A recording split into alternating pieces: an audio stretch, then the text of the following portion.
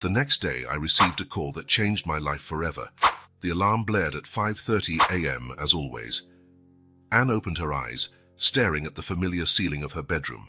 At 48, her body protested the early awakening. But her mind was already alert, ready for another day at the hospital. 23 years of nursing had molded her routine with the precision of a Swiss watch. As she got ready, Anne observed her reflection in the bathroom mirror. A few grey strands stood out in her brown hair, silent witnesses to countless nights on call. Her green eyes, though tired, still shone with the same determination as when she began her career. Another day, another chance to make a difference, she murmured to herself, a mantra that sustained her through the toughest days. At 6:15 a.m., Anne left her house. The crisp morning air enveloped her, promising a pleasant day. Her car, a 5-year-old compact, waited faithfully in the garage. In 15 minutes, she would be at the hospital for her 7 a.m. shift. The radio played softly as she drove, her mind already anticipating the day's tasks. An important meeting was scheduled for 8 a.m., something about a new project in the pediatric ward. Anne smiled, remembering how much she loved working with children. Then it happened. A bend in the road revealed a scene that made Anne's blood run cold. Her car had crashed into a tree, the front completely destroyed. Smoke rose from the crumpled hood. Anne stopped abruptly, her heart pounding. Her nursing instincts took over. Within seconds, she was out of the car, running towards the wreckage. "Can anyone hear me?" she shouted, approaching cautiously. A faint moan answered. Anne leaned down, peering through the shattered passenger side window. Her heart nearly stopped. 2 identical girls, no older than 8, were trapped in the back seats. Twins. Blood trickled from a cut on one of their foreheads. "Hey, sweeties, can you hear me?" Anne spoke softly, trying to stay calm. "I'm Anne. I'm a nurse. I'm going to help you." One of the girls opened her eyes, frightened. "Mommy," she whispered. Anne quickly glanced at the driver's seat. Empty. Where was their mother? There was no time to think about it. The smell of gasoline filled the air. Anne knew she had minutes, maybe seconds, before the worst happened. "What's your name, honey?" she asked, working to open the jammed door. "Sophie," the girl replied weakly. "My sister is Marie."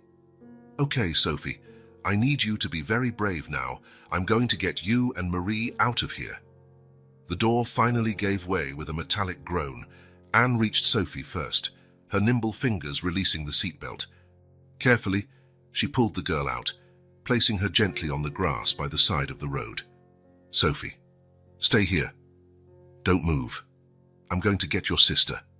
Anne returned to the car. Marie was still unconscious, the cut on her forehead bleeding more now, her heart in her mouth. Anne freed her from the seatbelt and carried her out. They had barely gotten a few feet away when a deafening explosion erupted behind them.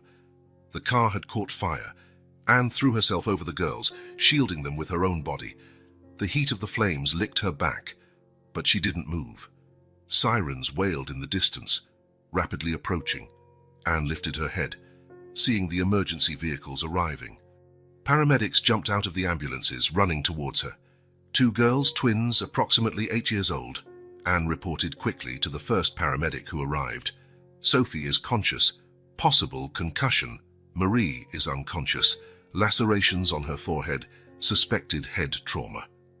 The paramedic looked at her, surprised by the precision of the information. "You're a nurse?" Anne finished. "Anne Dubois from Central Hospital." As the paramedics attended to the girls, Anne finally allowed herself to breathe. Her hands were shaking, the adrenaline beginning to wear off. A police officer approached. "Ma'am, can you tell me what happened?" Anne recounted the events, her professional mind registering every detail. But one question lingered. "Officer," she interrupted her own narrative. "Where is their mother?" The officer frowned. "We haven't found anyone else at the scene. The car is registered to a Claire Beaumont. We're trying to locate her now." Anne watched as the twins were placed in the ambulances. Sophie, now fully awake, was crying silently. Marie had yet to regain consciousness. "Can I go with them?" Anne asked, surprising herself. The paramedic nodded, grateful. "Your experience will be helpful." As she climbed into the ambulance, Anne glanced at her watch. 6:55 a.m. She would be late for work, miss the important meeting. But looking at Sophie and Marie's pale faces, Anne knew she was exactly where she needed to be. The ambulance sped off, sirens wailing. Anne held Sophie's hand, whispering words of comfort. Her mind, however, was filled with questions. Who was Claire Beaumont? Where was she? And why did Anne feel like this accident was only the beginning of something much bigger? As the hospital drew closer, Anne couldn't imagine how this day, which had begun so routinely, would change her life forever. The emergency room clock read 8:37 a.m. when Anne finally walked through the doors of Central Hospital. Her uniform, stained with soot and sweat, contrasted sharply with the sterile environment. Curious glances followed her as she hurried down the hallway. Damn, Anne muttered, her mind oscillating between worry for the twins and the acute awareness of her tardiness. The important meeting, the one that could change the course of her career, had started over half an hour ago. As she rounded the corner towards the conference room, Anne collided with an imposing figure. Thomas Moreau, the hospital director, stared at her with a mixture of surprise and irritation. "Anne, where on earth have you been?" His voice, normally controlled, had a sharp edge that made Anne flinch. "Thomas, I can explain. There was an accident and No, Anne, not now," Thomas interrupted, raising a hand. "The meeting is over. The board has made its decisions. Come to my office in 10 minutes. Before Anne could protest, Thomas had already walked away, leaving her alone in the hallway, a knot forming in her stomach. 10 minutes later, Anne hesitantly knocked on Thomas's office door. The sound of his voice in inviting her in seemed strangely distant. Thomas sat behind his desk, his glasses perched on the end of his nose as he examined some documents. Without looking up, he gestured for Anne to sit down. 23 years, Anne," Thomas began, finally looking at her. 23 years of impeccable service, never late, never a complaint. And today, of all days, you decide not to show up for the most important meeting of the year. The words hit Anne like a punch to the gut. Flashbacks flooded her mind. 5 years ago, Anne, staying late to cover for a sick colleague, missing her niece's birthday. 3 years ago, cancelling her vacation at the last minute because the hospital was short-staffed during a flu outbreak. Last year, working a double shift on Christmas so colleagues with children could be home. Each memory was a reminder of her unwavering commitment to the hospital and her patients. "Thomas, I understand the gravity of the situation," Anne began, her voice trembling, "but there was a terrible accident on the road. 2 little girls, twins, were trapped in a burning car. I couldn't just drive by," Thomas finished, his expression softening slightly. "No, of course you couldn't. It's who you are, Anne. It's why you're one of the best nurses we have." For a moment, Anne felt a flicker of hope. Maybe Thomas understood, after all. "But," he continued, and Anne's hope withered, "the timing couldn't have been worse. The board was deciding on the leadership of the new pediatric project. Your name was at the top of the list, Anne." Anne's heart sank.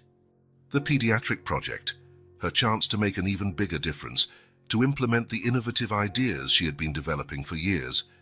"Was?" she asked, dreading the answer. Thomas sighed heavily.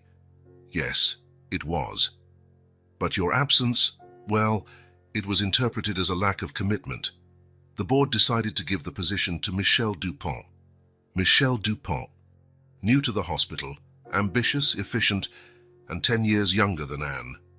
The unfairness of it all hit Anne like a wave. 23 years of dedication, countless personal sacrifices, all seemingly forgotten because of a single instance of tardiness. Tardiness caused by an act of heroism, no less. "I understand," Anne said, her voice surprisingly calm, belying the turmoil of emotions within. "May I go now?" Thomas seemed momentarily taken aback by Anne's controlled reaction. "Yes, of course. And Anne, I'm sorry. I truly am." Anne stood up, her legs trembling slightly. As she made her way to the door, Thomas spoke again. "Oh, and Anne, the twins you rescued, they're okay. I thought you'd like to know." She nodded silently and left the office. In the hallway, Away from Thomas's gaze, Anne finally allowed the tears to fall. The injustice of it all consumed her. Every sacrifice, every extra hour, every missed holiday, it all seemed to have been for nothing. Leaning against the cold hospital wall, Anne closed her eyes, letting the memories flow. 10 years ago, Anne, holding a frightened child's hand during a thunderstorm that caused a hospital blackout, telling stories by candlelight to calm the young patients. 7 years ago, spending sleepless nights studying new pediatric care techniques, dreaming of the day she could implement them. 2 years ago, organizing a fundraising campaign to buy more modern equipment for the children's ward. Each memory was a stab at her heart, a painful reminder of her seemingly disregarded dedication. But then, another memory surfaced.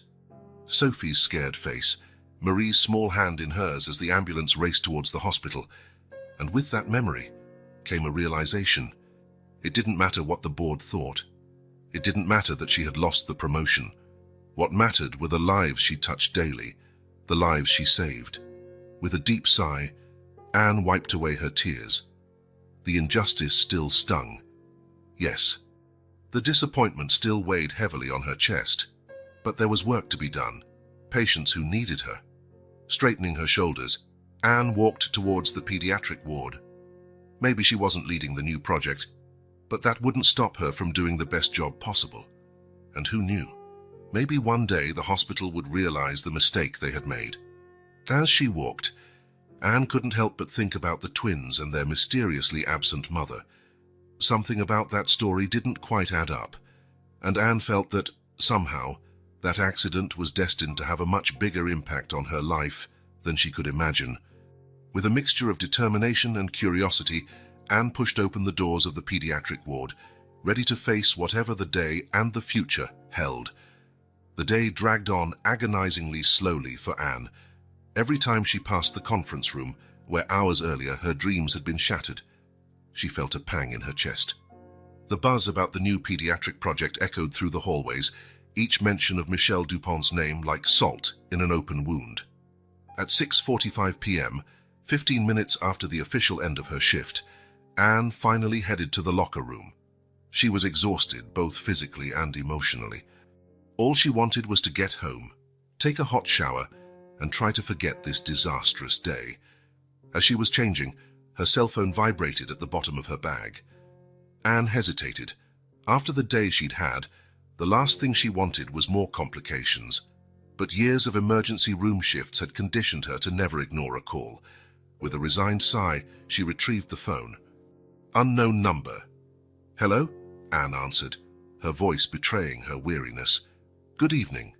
Is this Anne Dubois?" The voice on the other end was female, soft, yet with a note of authority that Anne couldn't help but notice.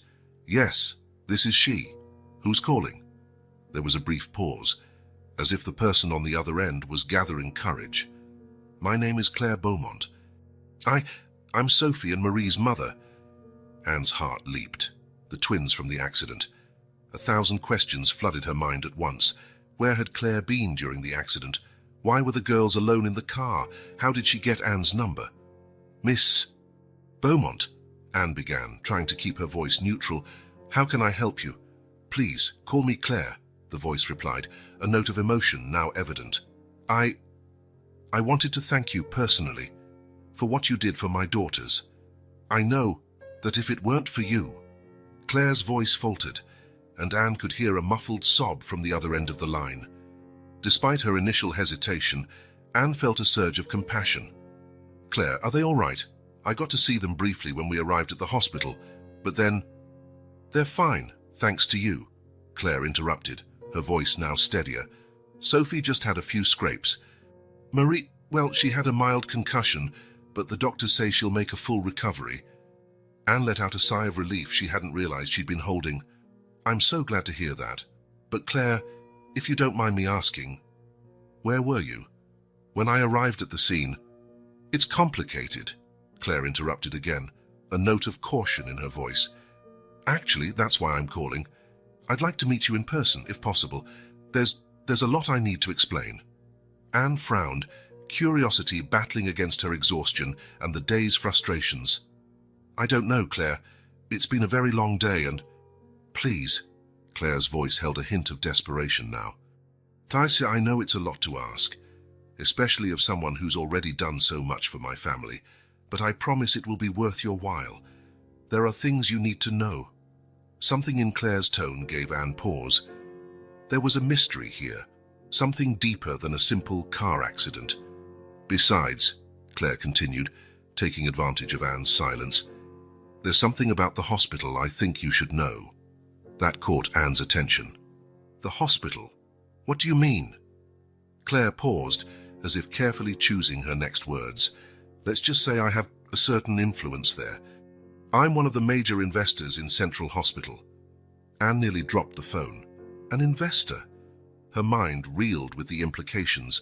This woman, whose negligence had nearly cost her daughters their lives, held power over the place Anne had called her second home for over 2 decades.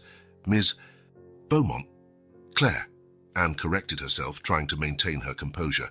"I appreciate your interest, but I really don't think it's appropriate." "Anne," Claire interrupted, her voice now charged with a palpable urgency. "I know about the meeting today. I know about the pediatric project." Anne's blood ran cold. How could she know? Claire continued, "I know you deserved that position, and I know why you didn't get it. Please, meet me. I promise I'll explain everything." Anne closed her eyes, feeling the weight of the day, of the week, of years of unrecognized dedication pressing down on her shoulders. Part of her wanted to refuse, to go home and forget all about this. But another part, the curious and determined part that made her an excellent nurse, couldn't ignore the implications of what Claire was saying. After what felt like an eternity, but was only a few seconds, Anne replied, "All right, Claire, where and when?" The relief in Claire's voice was palpable. "Thank you, Anne, truly. How about tomorrow, at 7 p.m., at the Café Lumière? It's a discreet place and perfect for a private conversation." Anne knew the place, a charming café, not far from the hospital. "I'll be there," she replied, still not entirely sure she was making the right decision. "Thank you again, Anne. See you tomorrow." And with that, Claire hung up. Anne stood in the locker room for a few minutes, phone still in hand, trying to process everything that had just happened.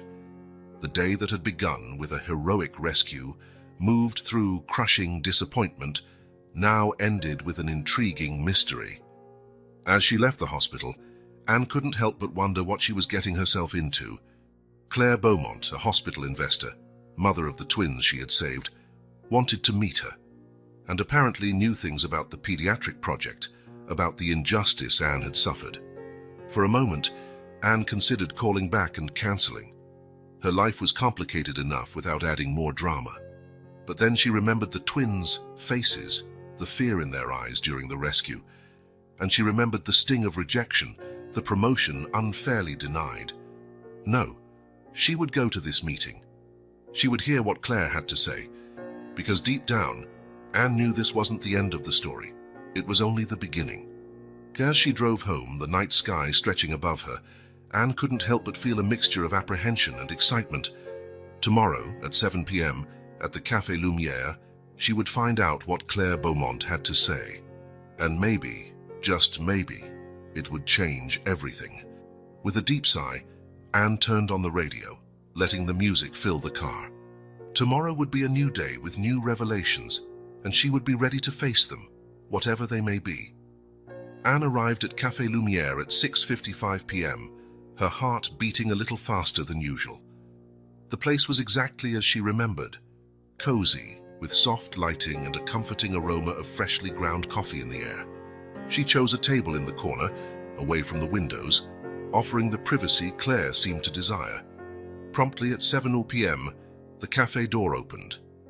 Anne immediately recognized Claire Beaumont, even though she had never seen her before. There was something about her posture, a blend of confidence and vulnerability, that made her stand out. Claire spotted Anne and walked towards her, a hesitant smile on her lips. "Anne Dubois?" Claire asked, extending her hand. "It's a pleasure to finally meet you in person." Anne stood, shaking the offered hand. "The pleasure is all mine, Claire. Please sit down."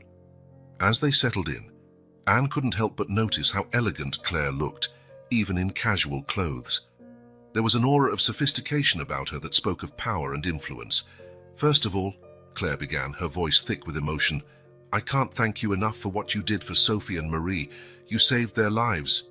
Anne felt a lump forming in her throat. "I only did what anyone would have done," she replied modestly. Claire shook her head. "No, Anne, not everyone would stop. Not everyone would risk their own life to save two strangers. You're special." There was a pause, the weight of Claire's words hanging between them. Anne took the opportunity to ask the question that had been plaguing her since the accident. "Claire, where were you?" "When I arrived at the scene, the car was—" Claire sighed deeply, guilt evident in her eyes. "I was in an emergency meeting at the hospital. The girls were with their nanny, but she had to leave early. I asked my driver to pick them up. He suffered a heart attack at the wheel." The shock of the revelation hit Anne like a physical blow. "Oh my God." Claire nodded sadly. "He didn't survive. George had been with us for years. He was like family." Anne reached out, covering Claire's hand in a gesture of comfort. "I'm so sorry, Claire, truly." Claire smiled weakly, grateful for the gesture. "Thank you, Anne, but that's not why I asked to meet. Well, not entirely." She paused, as if gathering courage. "Sice, Anne, as I mentioned on the phone, I'm one of the major investors in Central Hospital. In fact, I'm the largest individual shareholder." Anne blinked, surprised. She knew Claire was influential. "But I was at the board meeting yesterday," Claire continued. "The same meeting you missed because you were saving my daughters." Anne's stomach tightened at the memory. "Claire, No, Anne, let me finish," Claire interrupted gently. "I saw what happened. I saw how Thomas and the board disregarded years of your dedication because of a delay caused by an act of heroism, no less."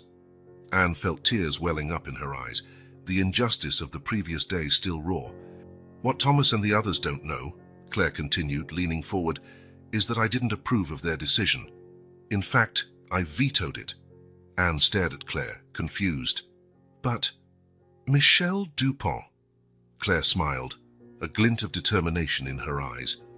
"Michelle is competent, no doubt, but she's not you, Anne. She doesn't have your experience, your compassion, your vision." She paused, letting her words sink in. "That's why I'm here. I want to offer you the leadership of the new pediatric project." Anne's jaw dropped, unable to process what she was hearing. "But how? The board already decided?" "The board works for the shareholders, Anne. And as the majority shareholder, I have the final say," Claire explained, her voice filled with confidence. "Besides, after what you did for my daughters, I trust you more than anyone else to lead a project that will affect the lives of so many children." Anne felt her head spinning with the possibilities. Everything she had worked for, dreamed of, was being offered to her on a silver platter. "But, Claire, I don't know what to say. It's an incredible offer, but you're worried about the ethical implications," Claire finished, smiling understandingly. "That's precisely why you're the right person for the job, Anne.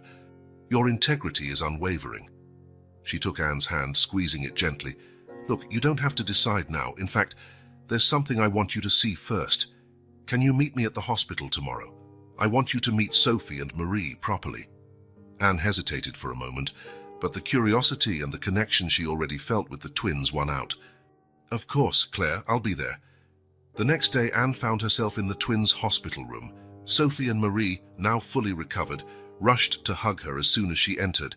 "It's the angel lady," Sophie exclaimed, her eyes shining with admiration.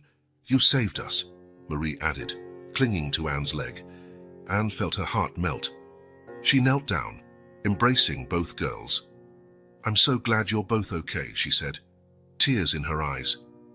Claire watched the scene from the doorway, a gentle smile on her face. "See, Anne, this is what your project could do. Give hope, comfort, and the best possible care to children like Sophie and Marie." Anne looked at the twins, at Claire, and back at the girls. In that moment, she knew. She knew she couldn't refuse this opportunity. It wasn't just about her career anymore. It was about making a difference, about changing lives. "Claire," Anne said, standing up and facing the woman who, in such a short time, had completely altered the course of her life. "I accept. I'll lead the pediatric project." Claire's face lit up with a radiant smile. "Oh, Anne, you don't know how much this means to me, to the hospital, to all the children you'll help." The twins, sensing the emotion of the moment, hugged Anne again. "Are you going to take care of other kids like you took care of us?" Sophie asked, looking up with hopeful eyes. Anne smiled, stroking the girl's hair. "Yes, sweetheart, that's exactly what I'm going to do." As the twins climbed back into their beds, excitedly discussing how Anne was a superhero, Claire approached Anne. "Thank you, Anne. Not just for accepting the project, but for saving my daughters. You didn't just save their lives that day. You saved mine too." The two women looked at each other, a silent understanding passing between them. This was the beginning of something new, something important. And together, they were about to make a real difference in the world. Thomas Moreau gazed out at the city through the panoramic window of his top-floor office at Central Hospital. The sun was setting, painting the sky in hues of orange and pink, but he barely noticed the beauty of the spectacle. His mind was preoccupied with more pressing concerns. 25 years as a hospital administrator had prepared him for many challenges, but recent events left him uneasy. The decision to overlook Anne Dubois for the pediatric project still weighed heavily on his conscience. Thomas sighed, loosening the tie that felt like it was suffocating him. He picked up the phone, hesitated for a moment, and then dialed a familiar number. "Hello, dear. Yes, I'm going to be late again. I'm going." No need to wait for me for dinner." Hanging up, he wondered how many times he'd had that same conversation over the years, how many missed dinners, how many forgotten anniversaries, all in the name of the hospital. A light knock on the door interrupted his thoughts. "Come in," he called, straightening in his chair. Michel Dupont, the newly appointed head of the pediatric project, entered with a confident smile. "Mr. Moreau, I have some initial ideas for the project I'd like to discuss." Thomas nodded, indicating a chair. As Michelle spoke animatedly about her proposals, Thomas couldn't help but compare her youthful energy to Anne's calming experience. Had he made a mistake? "Great ideas, Michelle," he said when she finished. "Why don't you put them in writing and bring them to me tomorrow?" After Michelle left, Thomas leaned back in his chair, closing his eyes. Claire Beaumont's words at the board meeting echoed in his mind. Are we really willing to disregard decades of dedication because of a single instance of tardiness? At the time, Thomas had defended the decision. It was about sending a message, he argued, about maintaining standards. But now, days later, doubts gnawed at him. Opening a drawer, Thomas pulled out a thick folder, Anne Dubois personnel file. Leafing through it, he saw years of exemplary evaluations, thank you letters from patients, innovative ideas for improving care. "What the hell have I done?" he murmured to himself. The truth was, Thomas was under immense pressure. The board demanded results, cost-cutting, efficiency. And Michelle, with her recent MBA and modern management ideas, seemed the logical choice to appease the executives. But at what cost? Thomas stood up abruptly, resolute. He needed to talk to Anne, try to make things right somehow. Making his way down to the nursing station, Thomas found the place abuzz. Nurses whispered in corners, casting curious glances in his direction. "Where's Anne Dubois?" he asked a nearby nurse. "Anne? She left early today. Something about an important meeting," the nurse replied, a gossipy tone in her voice. Thomas frowned. That wasn't like Anne. Returning to his office, Thomas was greeted by an email from Claire Beaumont. His heart quickened as he read the contents. "Thomas, I hope this message finds you well. I would like to schedule an urgent meeting to discuss the pediatric project and Anne Dubois leadership. There have been developments that we need to address immediately. Sincerely, Claire Beaumont." Thomas. Blood ran cold. Claire, the hospital's largest individual shareholder, rarely involved herself directly in operational decisions. What could have changed? In the following days, Thomas observed a palpable shift in the hospital atmosphere. Rumors about the pediatric project spread like wildfire. Some said Anne would be reinstated. Others swore Michelle was bringing in a whole new team from outside. The tension was evident. Long-time employees who saw Anne as an unofficial leader barely concealed their discontent with Michelle. On the other hand, younger staff seemed excited by Michelle's promises of modernization. Thomas found himself in the middle of a minefield, trying to navigate between old loyalties and new pressures. On a particularly tense afternoon, Thomas finally managed to get a moment alone with Anne. "Anne, can we talk?" he asked, approaching her in the hallway. Anne looked at him with a mixture of surprise and caution. "Of course, Thomas, what's up?" Thomas guided her to a nearby empty room. "Anne, I made a mistake. The decision about the pediatric project—" "Thomas," Anne interrupted, her voice surprisingly calm. "What's done is done. We don't need to—" "No, Anne, please let me finish," Thomas insisted. "I didn't properly consider your years of service or your dedication. It was an error in judgment on my part, and I'd like to rectify it." Anne observed him for a moment, an unreadable expression on her face. "What exactly are you proposing, Thomas?" Thomas hesitated. What was he proposing? He didn't have the authority to reverse the board's decision. Or did he? I can talk to the board again. Maybe we can create a co-leadership position, or—" Anne raised a hand, stopping him. "Thomas, I appreciate the gesture. Truly. But I think it's a little late for that." The firmness in Anne's voice caught Thomas by surprise. There was something different about her, a newfound confidence he didn't recognize. "What do you mean?" he asked, a sense of unease growing in his stomach. Anne smiled faintly. "Let's just say things are changing, Thomas, and soon we'll all know where we stand in this new configuration." With that, she turned to leave. At the door, she paused and looked back. "Oh, and Thomas, maybe it's time you thought about what truly matters. Not just for the hospital, but for you too." As Anne walked away, leaving Thomas alone with his thoughts, he couldn't shake the feeling that something bigger was happening, something that was beyond his control. Back in his office, Thomas looked out at the city again through the window.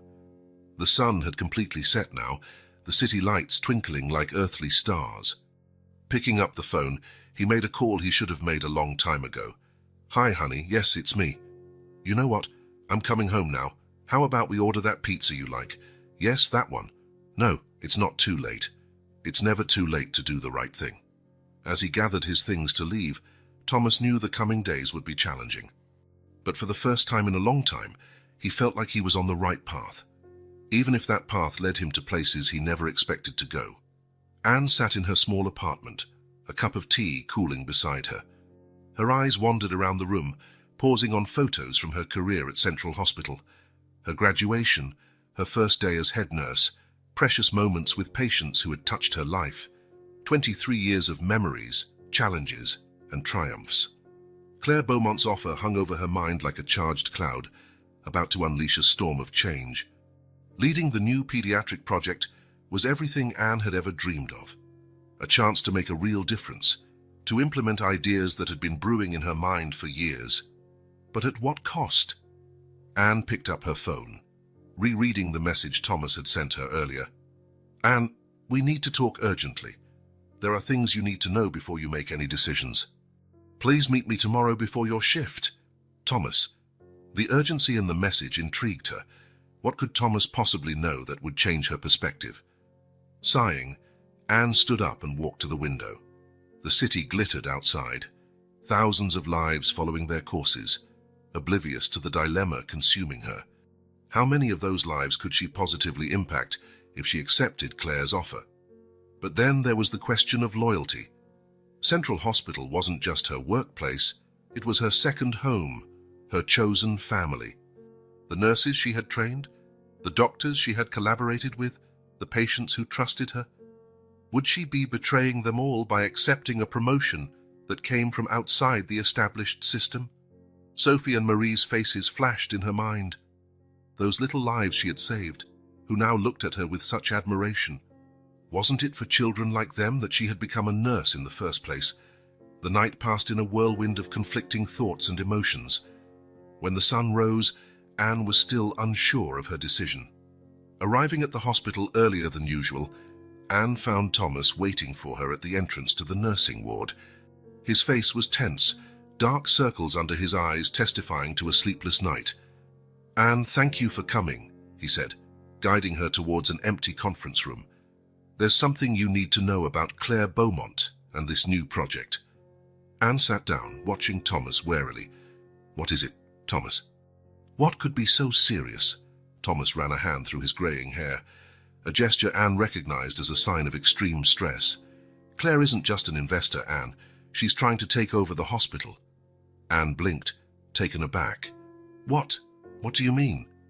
"Over the past few months, she's been quietly buying up more and more shares. Now, with this pediatric project, she's making her final move," Thomas explained, his voice low and urgent. "If she gets to implement this project her way, she'll have enough influence to reshape the entire hospital according to her vision." "And that's bad?" Anne asked, confused. "Claire seems to have the best intentions." Thomas shook his head vehemently. "Intentions aren't enough, Anne. Claire is a businesswoman, not a healthcare professional. She sees numbers, not patients. If she takes over, who knows what changes she'll make? Staff cuts, outsourcing of services, prioritizing profits over care." Anne felt her stomach churn. The image she had formed of Claire, the grateful mother, the compassionate visionary, began to crack around the edges. "Why are you telling me this, Thomas?" she asked, though she already suspected the answer. Thomas looked her in the eye, his expression a mixture of regret and determination. "Because I made a mistake, Anne, by not choosing you to lead the project initially, but now I need you to refuse Claire's offer. If you accept, you'll be giving her the final push she needs." Anne sat in silence for a long moment, absorbing everything. Part of her wanted to believe Thomas, to trust the man who had been her mentor for so many years, but another part remembered the compassion in Claire's eyes, the connection she had felt with Sophie and Marie. "What if," Anne began slowly, "what if I could accept Claire's offer, but use my position to ensure the changes are made the right way, to protect what truly matters at the hospital?" Thomas looked at her with a mixture of admiration and concern. "Yanta, that's incredibly risky. You'd be swimming with sharks. Claire is powerful and ruthless in business." "But she's not a healthcare professional," Anne countered, a new resolve rising in her voice. "I am. And I know this hospital, its patients and its staff better than any investor ever could." Thomas opened his mouth to argue, but was interrupted by the ringing of his phone. Glancing at the screen, he paled. "It's Claire. She's calling an emergency board meeting now." Anne stood up, a surprising calmness washing over her. "Then we better go." Minutes later, Anne found herself standing before the hospital board. Familiar and unfamiliar faces watched her with a mixture of curiosity and apprehension. Claire Beaumont sat at the head of the table, her gaze fixed on Anne. "Ms. Dubois," Claire began, her voice echoing in the silent room. "I understand you've been informed of the offer to lead the new pediatric project. Before we proceed with any other business, I'd like to know your decision." Anne felt every eye in the room upon her. Thomas Hickey, standing beside her, seemed to be holding his breath. This was the moment, the crossroads that would define not only her future, but potentially the future of the entire hospital. Taking a deep breath, Anne stepped forward. "Mrs. Beaumont, members of the board, I accept the offer." A murmur rippled through the room. Thomas closed his eyes, defeated. But Anne wasn't finished. "However," she continued, her voice gaining strength, "I accept with one condition. I want full transparency and involvement in all decisions that affect patient care, not just in the pediatric ward, but throughout the entire hospital." Claire raised an eyebrow, intrigued. "That's quite bold, Mrs. Dubois." "It may be," Anne agreed, "but it's necessary. This hospital isn't just a business. It's a place of healing, of hope. Every decision we make affects real lives. If I'm going to lead this project, I need to know I'm doing it the right way, for the right reasons." The silence that followed was deafening. Anne could feel the weight of her statement hanging in the air, challenging everyone in the room to question her. Finally, to everyone's surprise, Claire smiled. "That's precisely why I wanted you, Anne. Your passion, your integrity, I accept your condition." The room erupted in heated discussions. Some board members protested, others applauded Anne's audacity. Thomas stared at her with a mixture of pride and concern, but Anne stood firm, her eyes locked on Claire. She knew she was stepping into uncharted, potentially dangerous waters. But she also knew that this was her chance to make a real difference, to protect what truly mattered at Central Hospital. As the meeting continued around her, Anne felt a surge of determination wash over her. The road ahead would be challenging, filled with obstacles and conflicts, but she was ready. Ready to fight, to lead, to change. The crossroads had been crossed. Now, it was time to forge the new path. Anne's office, once a small cubicle in the nursing ward, was now a spacious room overlooking the hospital garden. Stacks of documents, architectural plans, and budget proposals covered every available surface. Anne ran her fingers through her hair, a cold cup of coffee forgotten beside her. 2 weeks had passed since her audacious acceptance of the pediatric project leadership, and the reality of her new position was starting to sink in. Each day brought fresh challenges, crucial decisions, and a never-ending to-do list. A soft knock on the door pulled her from her thoughts. "Come in," Anne called, straightening in her chair. Michelle Dupont, the nurse who had originally been chosen to lead the project, entered hesitantly. "Anne, I brought the reports you requested on the current pediatric ward protocols," Michelle said, placing a folder on the already cluttered desk. Anne looked at the young nurse, noticing the unease in her eyes. "Michelle, please sit down for a moment," Michelle complied, her hands fidgeting in her lap. "I know this situation isn't easy for you," Anne began gently. "I want you to know that I truly value your ideas and experience. In fact, I was hoping we could work together on this project. Your perspective would be invaluable." Michelle's eyes widened in surprise. "Really?" "I thought, well, after everything that happened," Anne smiled, extending her hand across the desk. "Michelle, this project isn't about me or you. It's about the children we're going to help. And to do that in the best possible way, I need the best team by my side. That includes you."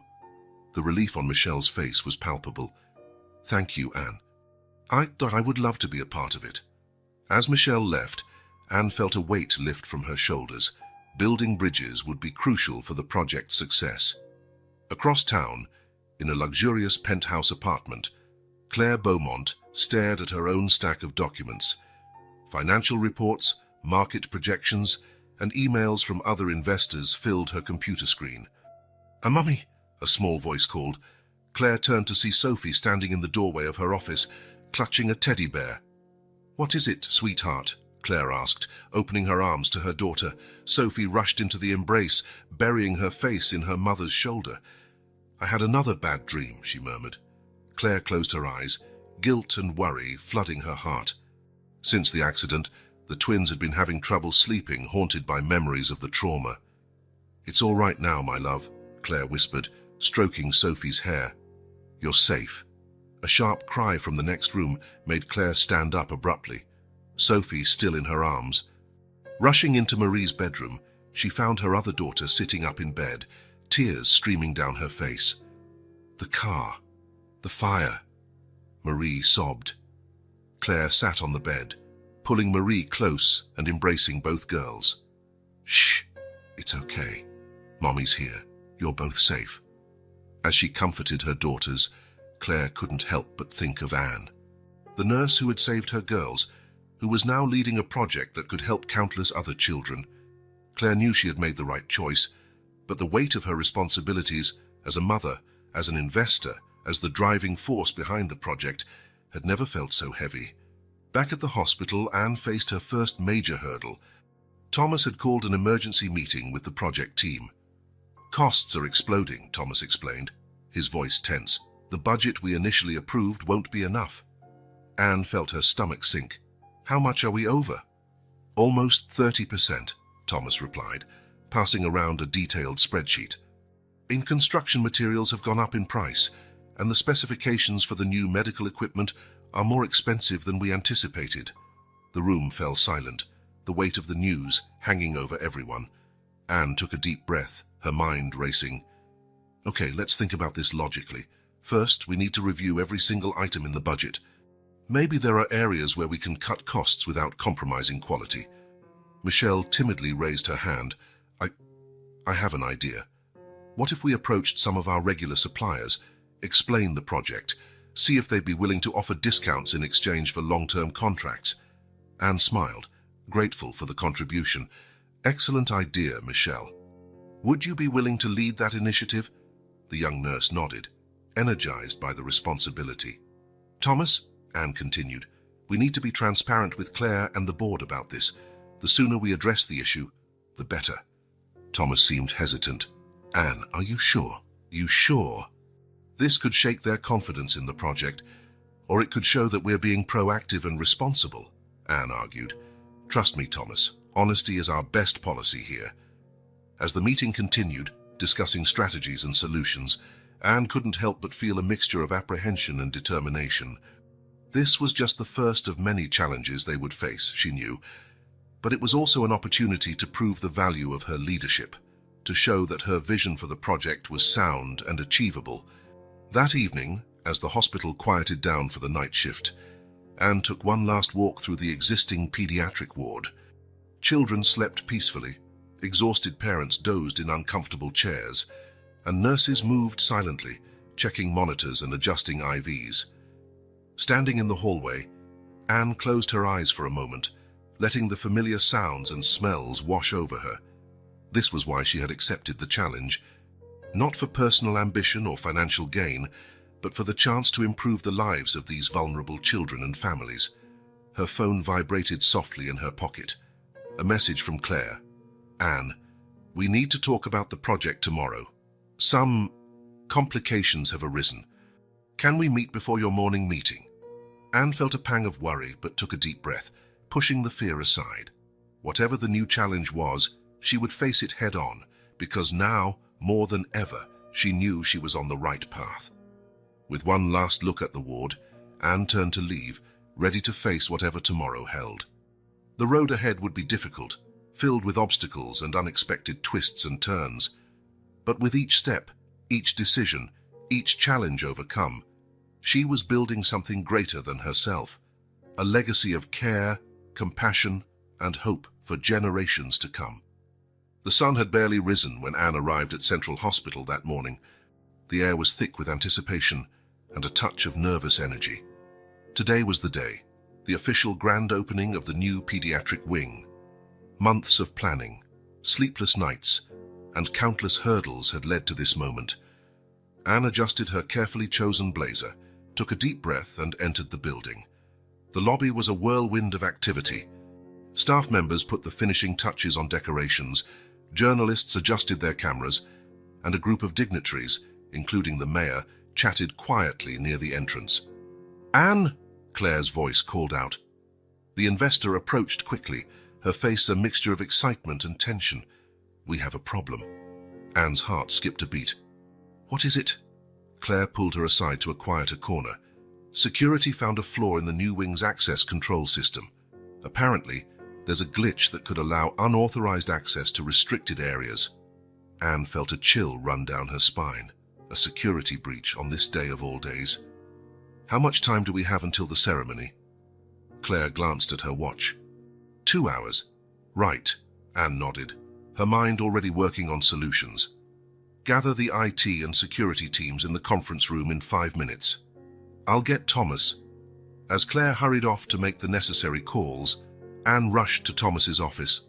The hospital director was already there, reviewing his speech for the ceremony. Thomas, we have an emergency. Anne explained the situation quickly. Thomas's eyes widened with concern. Good heavens, Anne, if this leaks to the press. It won't, Anne stated with more confidence than she felt. We'll fix it. Come on, the team is meeting now. In the conference room, a tense group of IT technicians, security guards, and administrators huddled around the table. Claire stood, explaining the situation in detail. Okay, everyone. Anne took charge, her voice firm and decisive. We have less than 2 hours to fix this. What are our options? The head of the IT team, a man named Mark, spoke first. We can try an emergency patch on the system, but there's no way to fully test it in such a short time. What if we temporarily disable the electronic system? One of the guards suggested. Go back to manual control for today. Claire shook her head. So that would delay the entire check-in and movement process. With so many visitors today, it would be chaos. Anne pondered for a moment. What if we do both? Implement the emergency patch, but also increase physical security at key points as an extra precaution. The room fell silent for a moment as everyone considered the proposal. It might work, Mark agreed slowly. But we'll need all hands on deck. Make it happen, Anne ordered. Claire, I need you to distract the guests and the press. Make up a story, an impromptu tour, anything to buy us time. Claire nodded, already heading out of the room to put the plan into action. The next 90 minutes were a blur of frantic activity. Anne coordinated the teams, making quick decisions and troubleshooting problems as they arose. Thomas stayed by her side, offering support and using his authority when necessary to expedite processes. With only 10 minutes to spare, Mark reappeared, sweat dripping from his brow. It's done. The patch is installed, and the extra guards are in position. Anne let out a sigh of relief. Great work, everyone. Now, let's make this grand opening happen. She barely had time to smooth her hair and touch up her makeup before being called to the makeshift stage in the lobby. The crowd of guests, journalists, and staff members buzzed with anticipation. Claire opened the event with a heartfelt speech about the importance of quality pediatric care. Then Thomas spoke about the hospital's history and its vision for the future. Finally, it was Anne's turn. She stepped up to the podium, feeling the weight of all eyes upon her. Good morning, everyone, she began, her voice steady despite her nerves. Today is not just about the opening of a new physical space. It's about a renewed commitment to our children, our families, and our community. As Anne spoke passionately about the new wing's features and the benefits it would bring to patients, she noticed a strange movement at the back of the room. A middle-aged man dressed in a janitor's uniform was moving furtively towards a door marked Restricted Access. Anne's heart pounded. The security system had the patch failed. Without missing a beat in her speech, she made eye contact with Claire, who was standing at the side of the stage, and discreetly indicated the man with a slight nod. Claire understood immediately. With a subtle gesture, she alerted the nearby security guards and continued speaking, determined not to alarm the crowd. And it is with great pride that I officially declare the new Central Hospital Pediatric Wing open. The audience erupted in enthusiastic applause. At that very moment, a shout cut through the air. Hey! Stop right there! All eyes turned to the back of the room, where the guards had intercepted the suspicious man. He tried to flee, knocking over a nearby table with a crash that echoed through the lobby. Panic threatened to spread through the crowd, but Anne acted swiftly. Ladies and gentlemen, please remain calm. She spoke into the microphone, her voice firm and reassuring. Our security team is handling the situation. Please stay where you are. Claire and Thomas rushed to help control the situation, while Anne continued to calm the crowd from the stage. Minutes later, which felt like hours, the man was apprehended and discreetly removed. Claire returned to the stage, whispering quickly to Anne, "It's all under control.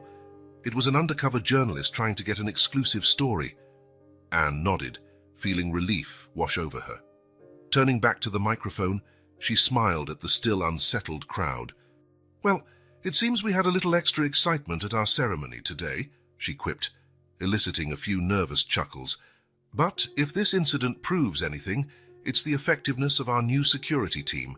The safety of our patients, especially our children, is and always will be our #1 priority." The tension in the room visibly eased.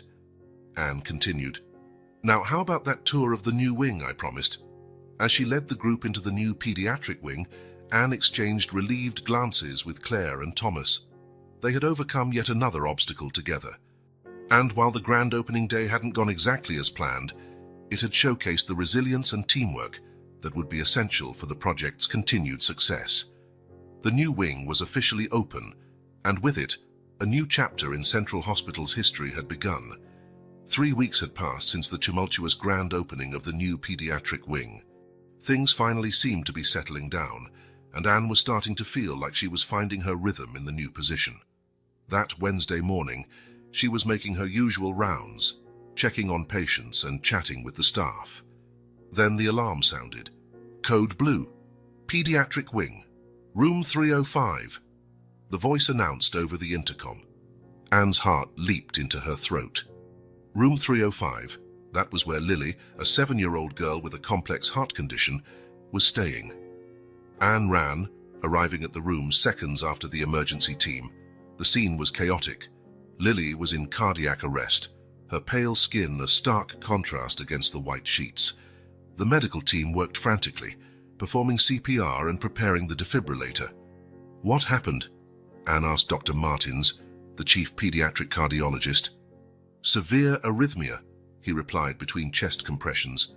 She's not responding to standard treatment. Anne glanced at the monitors, her mind racing. She knew Lily was on the waiting list for a new experimental treatment, but the procedure hadn't been fully approved for use at the hospital yet. Tired Dr. Martins, Anne said, a risky idea forming in her mind. What if we used the Theta protocol? The doctor looked at her, shocked. Anne, that procedure isn't approved yet. It's too risky. Riskier than letting her die, Anne countered. I know the risks, Gar, but I also know it's Lily's best chance. Dr. Martins hesitated for a moment, then nodded. So okay, let's do it. Prepare the Theta protocol. The next few minutes were a whirlwind of intense activity.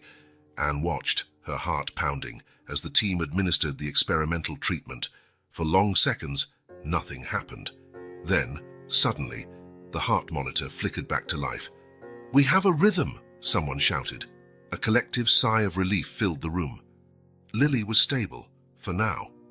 As the team continued to monitor Lily closely, Anne stepped out of the room, her legs shaking with adrenaline. She barely had time to process what had just happened when she saw Claire Beaumont walking briskly towards her, followed by Thomas. Anne, what on earth happened in there? Claire demanded, her face a mask of worry and irritation. I've just been informed that you authorized an unapproved procedure on a patient. Anne straightened her shoulders, bracing herself for the confrontation.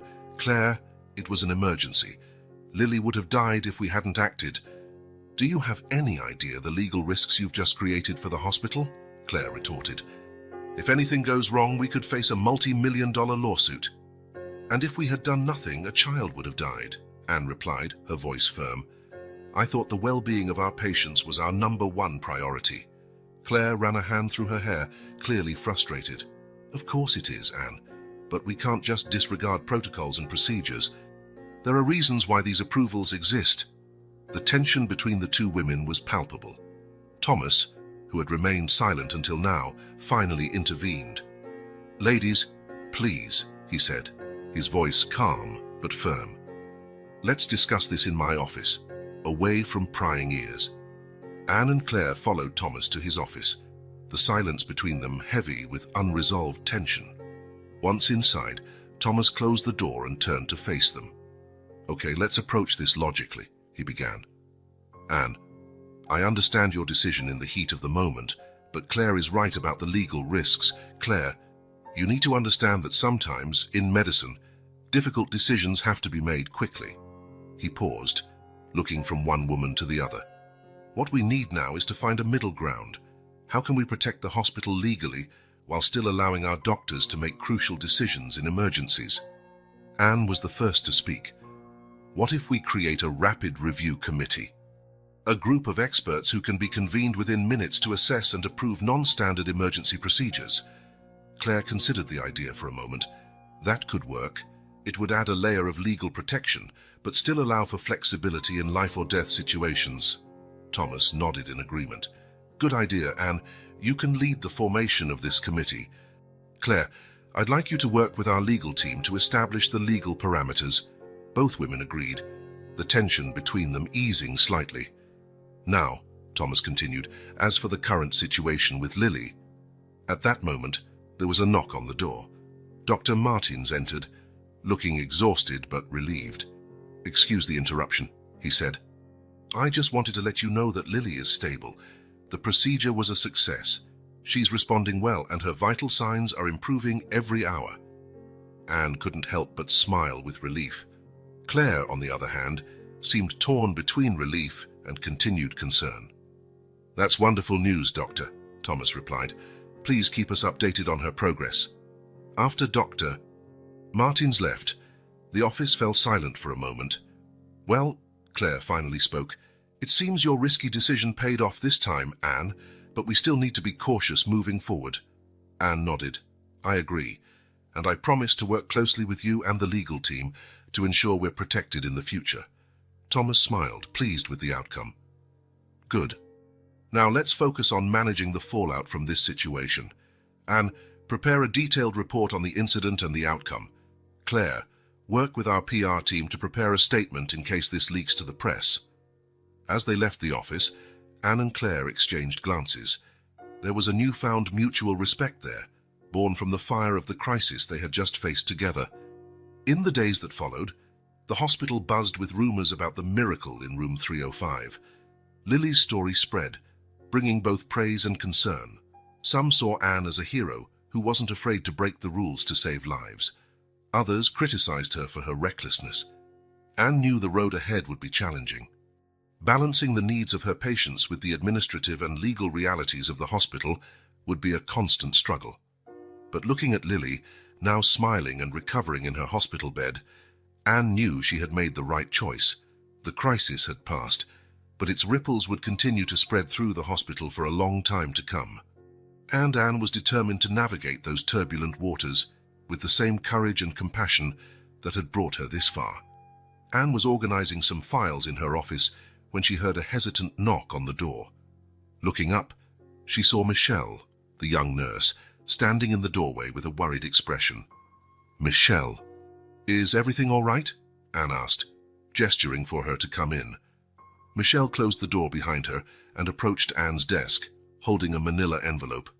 "Anne, I found something I think you need to see." Intrigued, Anne took the envelope Michelle offered. Inside, there was a police report and some photographs. As Anne examined the documents, her face paled.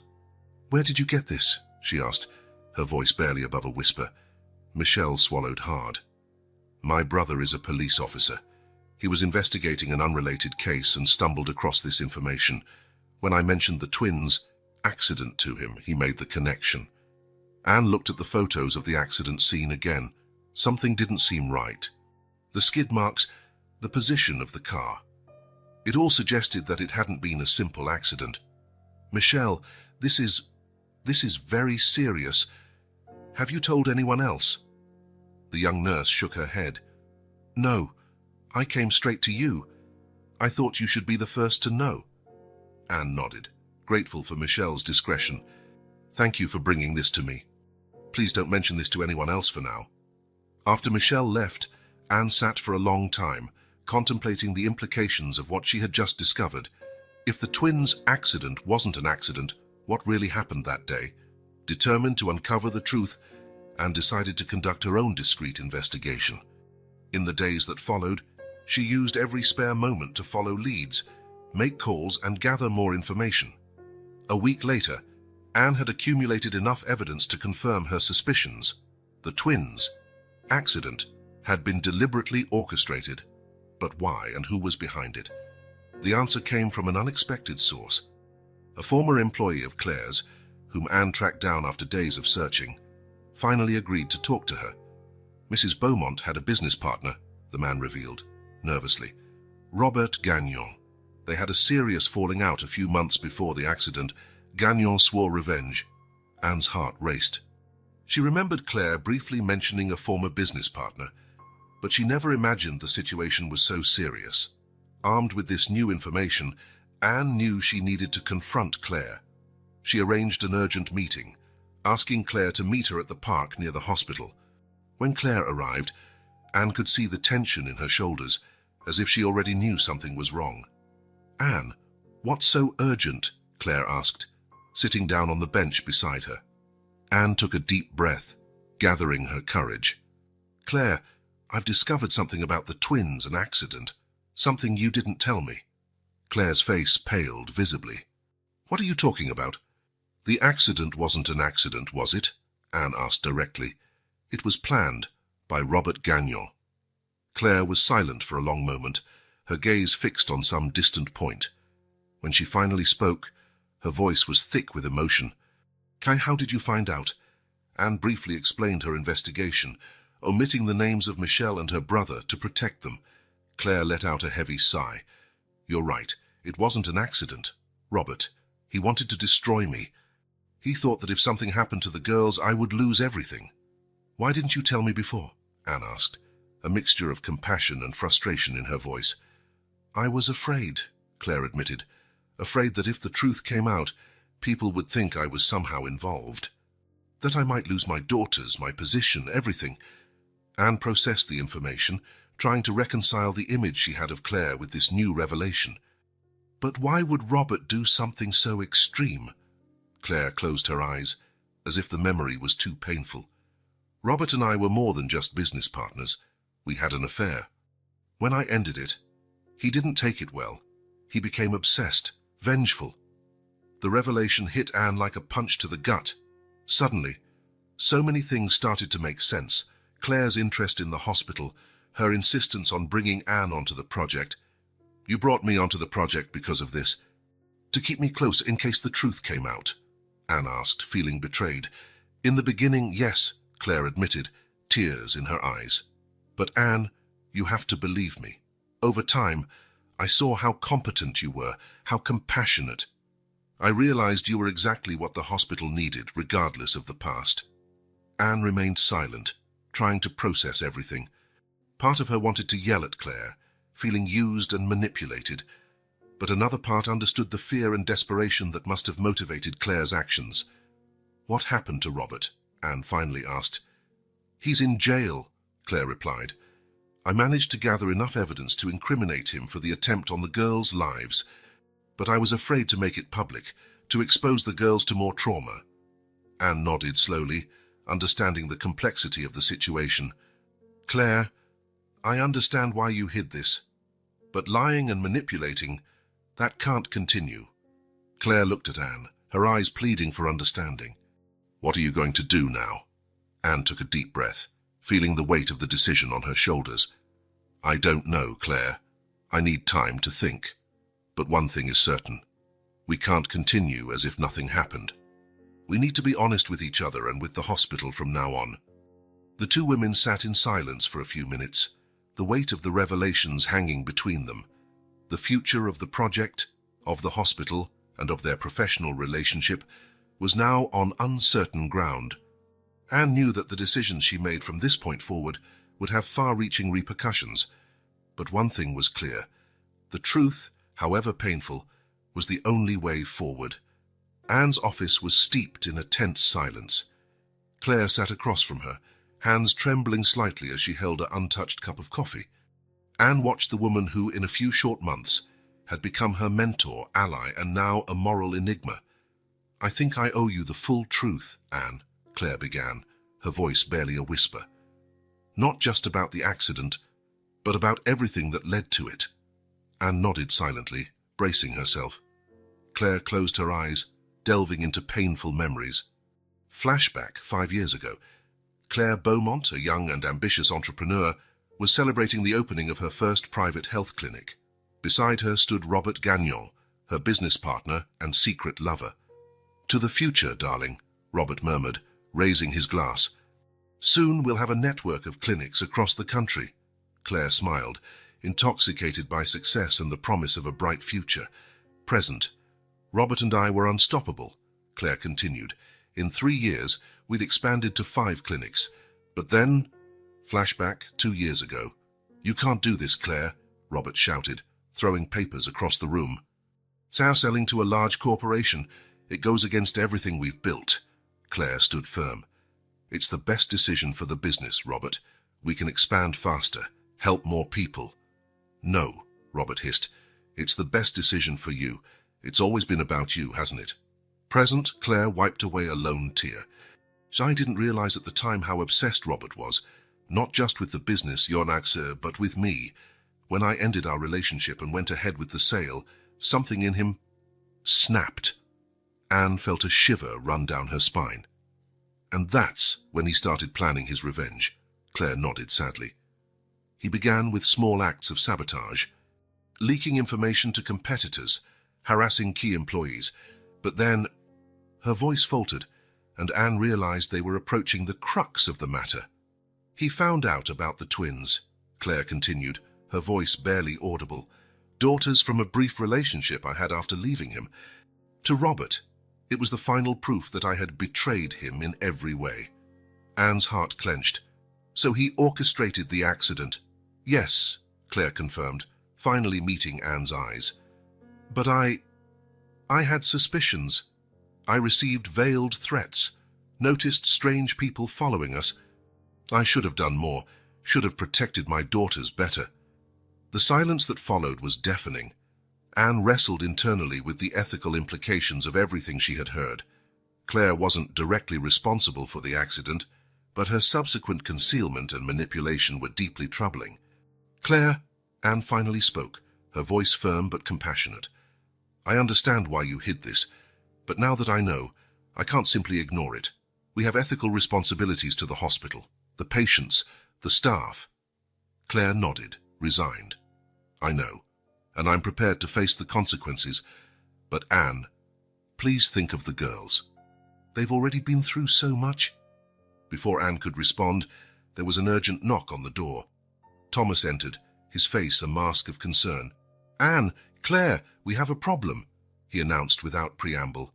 Somehow, rumors about the twins' accident and a possible cover-up are spreading through the hospital. Anne's blood ran cold. How could this have leaked so quickly? Claire paled visibly. Oh, God, it's worse than I feared. Thomas looked from one woman to the other, bewildered. Do you know what this is about? Please tell me this is just a malicious rumor. Anne exchanged a meaningful look with Claire before turning to Thomas.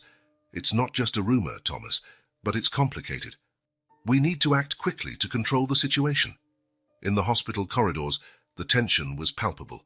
Groups of staff whispered in corners, falling silent abruptly when someone from administration passed by. Patients cast curious and worried glances. Anne, Claire, and Thomas called an emergency meeting with the public relations team and key department heads. Ladies and gentlemen, Thomas began, his voice grave, we are facing a potential PR crisis. We need transparency, but also care in protecting the privacy of those involved and the reputation of the hospital. As the meeting progressed, discussing communication strategies and crisis management, Anne couldn't help but reflect on the ethical dilemma she faced. On one hand, there was the need for transparency and accountability. The public and the hospital staff deserved to know the truth. On the other hand, there were the twins to consider, two innocent children who could be deeply affected if all the details came to light. Claire, sensing Anne's internal conflict, approached her during a short break. Anne, she said softly, I know I've put you in an impossible position. Whatever you decide, I'll support you. You've proven yourself to be not only an exceptional leader, but also a person of unwavering integrity. Anne looked at Claire, seeing for the first time the genuine vulnerability and remorse in the woman's eyes. Thank you, Claire, Anne replied. It won't be an easy decision, but I promise I'll do what's best for everyone involved, the hospital, the staff, the patients, and yes, your daughters too. As the meeting resumed, Anne knew the next few hours and days would be crucial. How they navigated this crisis would define not only the future of the hospital, but also test the limits of her own ethics and compassion. With a deep breath, Anne prepared to face one of the greatest challenges of her career and her life. The path ahead was uncertain, but she was determined to move forward with integrity, compassion, and the courage to do what was right, no matter the cost. The auditorium at Central Hospital was packed. Journalists, staff, board members, and even a few patients crowded in, anxiously awaiting the announcement that promised to clarify the rumors that had been swirling around the institution for the past few weeks. Anne stepped onto the stage, followed by Claire and Thomas. The silence that fell over the room was almost palpable. Good afternoon, everyone, Anne began, her voice steady but compassionate. We are here today to address the rumors that have circulated recently and to share some difficult truths.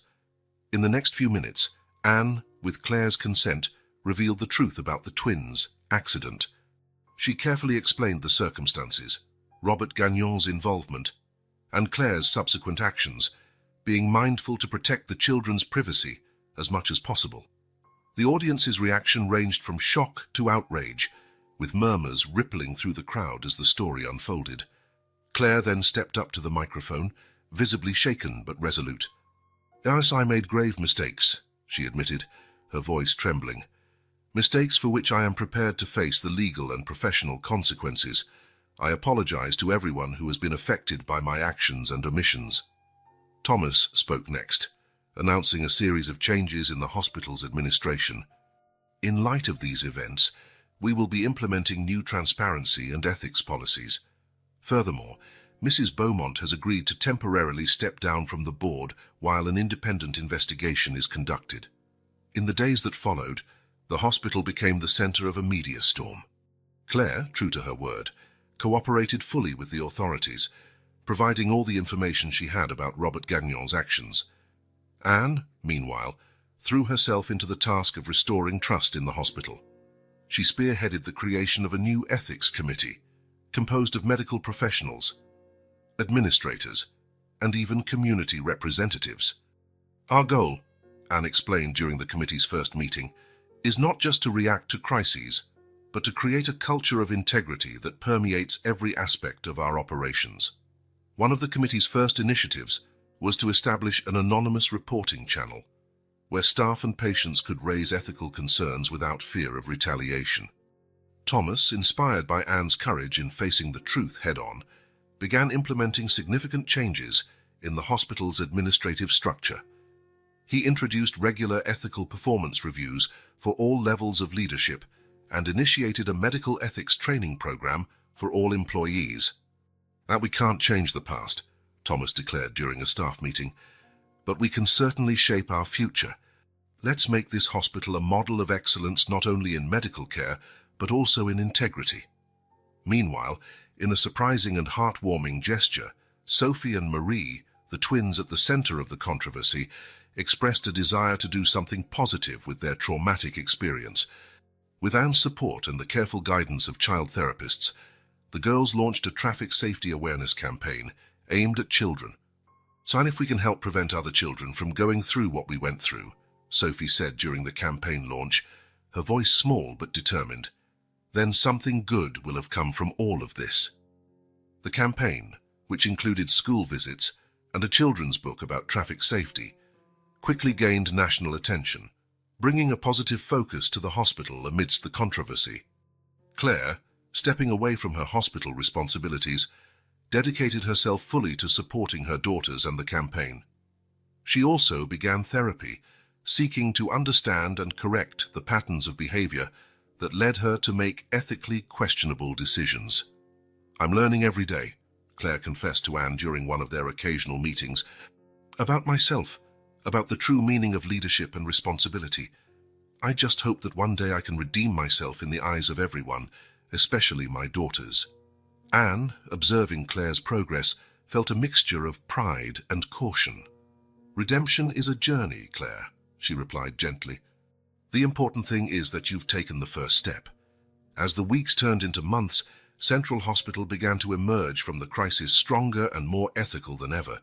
The new protocols and policies implemented by Anne and Thomas not only restored public trust, but also drew praise from the wider medical community. The Pediatric Wing Project, temporarily overshadowed by the controversy, gained new momentum. Anne, with the full support of Thomas and the new board, expanded the project's scope to include a research center for pediatric medical ethics. "We want this project to be more than just a new wing," Anne explained during a press conference, "and we want it to be a beacon of hope and integrity, showcasing what's possible when we place ethics and patient care at the heart of everything we do."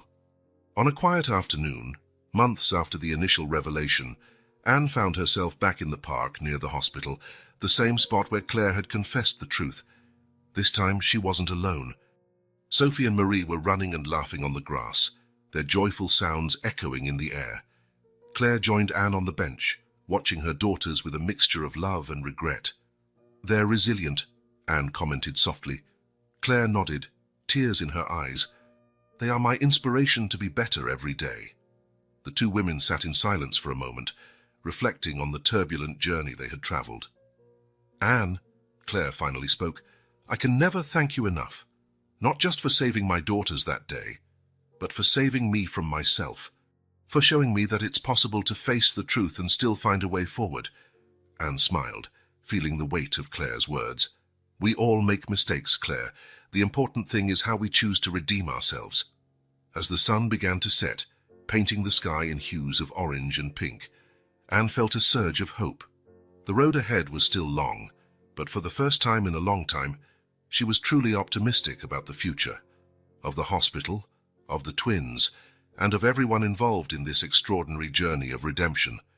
Morning sunlight streamed into the newly renovated atrium of Central Hospital, illuminating a banner that read, "Annual Conference on Ethics and Patient Safety." Anne Dubois, now director of the Ethics and Patient Safety Program, watched with a mixture of pride and nostalgia as attendees arrived. A year had passed since the tumultuous revelation that had shaken the hospital to its core. A year of changes, challenges, and, surprisingly, extraordinary growth. Anne adjusted her name tag and smiled as she saw a familiar face approaching. "Thomas, so good to see you," she greeted the now retired hospital director warmly. Thomas, looking more relaxed than Anne had ever seen him, returned the smile. "Wouldn't miss this for the world, Anne. It's incredible to see how far we've come in just 1 year." Together, they watched the crowd. Healthcare professionals from across the country had come to learn about the innovative ethical and safety practices implemented at Central Hospital. "For who would have thought our crisis would become a model for others to follow?" Thomas mused. Anne nodded, remembering the challenging months that followed the revelation. The program she now directed was born out of the urgent need to restore trust and establish new standards of integrity. "Anne," a cheerful voice interrupted their thoughts. Sophie and Marie, now 9 years old, rushed towards her, followed closely by Claire. The twins, wearing T-shirts with the logo of their child safety campaign, hugged Anne enthusiastically. "We're so excited for our presentation," Sophie exclaimed. "We're going to tell everyone about our campaign in schools," Marie added. Anne's heart swelled with joy at seeing the girls' transformation. The trauma of the accident had become a driving force for positive change. Claire approached, her face showing signs of weariness, but also a newfound peace. After serving a reduced sentence for her cooperation, she had dedicated the past few months to working with corporate responsibility organizations. "Thank you for inviting us, Anne," Claire said softly. "It means a lot to be here today." Anne gently squeezed Claire's shoulder. "You're a part of this story as much as any of us. Your journey is a powerful testament to redemption and change." The auditorium was filled to capacity when Anne took the stage to welcome the attendees. Looking out at the audience, she saw familiar and new faces, all united by the desire to do better, to be better. "Welcome to our annual conference on ethics and patient safety," Anne began. "A year ago, our hospital faced a crisis that could have destroyed us. Instead, we chose to embrace it as an opportunity for transformation." She paused, letting her words sink in. "Today, we celebrate not only our accomplishments, but also the journey that brought us here. A journey of honesty, courage, and above all, compassion." Throughout the day, panels and presentations highlighted the changes implemented at the hospital. The new ethics reporting system, the enhanced safety protocols, the medical ethics training program, each initiative a brick in the rebuilding of the hospital's integrity. One of the most touching moments came when Sophie and Marie took the stage. With surprising confidence for their age, they shared their experience and how they turned it into a mission for child safety. "We learned that even bad things can lead to good things," Sophie said, her voice clear and strong. "And that we can all make a difference, no matter how small we are," Marie finished. There wasn't a dry eye in the auditorium as the girls finished their presentation. As the day drew to a close, Anne found a moment of quiet reflection. Standing near a window, she watched the sun setting over the city. "A penny for your thoughts," Claire's voice startled her. Anne smiled. "Just reflecting on how we got here, it all started with a simple act of stopping to help at an accident." Claire nodded, her eyes shimmering with unshed tears. "You saved more than just my daughters that day, Anne. You started a ripple effect that touched so many lives." Before Anne could respond, Thomas joined them, followed by the twins. "How about a picture to commemorate the occasion?" he suggested, holding up a camera. They gathered together, genuine smiles gracing their faces. The flash went off, capturing a moment of unity that, a year ago, would have seemed impossible. Later, during the closing reception, Anne surveyed the room filled with people chatting animatedly, exchanging ideas and inspiration. Thomas raised his glass, catching everyone's attention. "A toast," he announced, "to second chances, to new beginnings, and to the courage to do the right thing even when it's hard." A chorus of cheers echoed through the room. Anne felt a wave of emotion wash over her. From a simple act of compassion on a roadside to this celebration of ethics, safety, and renewal, the journey had been extraordinary. As the evening progressed, Anne knew this wasn't an ending, but a new beginning. There would be more challenges ahead, more opportunities for growth and change. But now, armed with the lessons of the past and a clear vision for the future, they were ready to face anything. Central Hospital was no longer just a place of physical healing, but a beacon of integrity, compassion, and hope. And Anne, along with everyone there, was committed to keeping that light shining brightly for many years to come. Years later, Anne stood at the podium, accepting an award for her pioneering work in patient safety and ethical leadership. She looked out at the audience, a sea of faces representing the countless lives touched by the transformative changes at Central Hospital.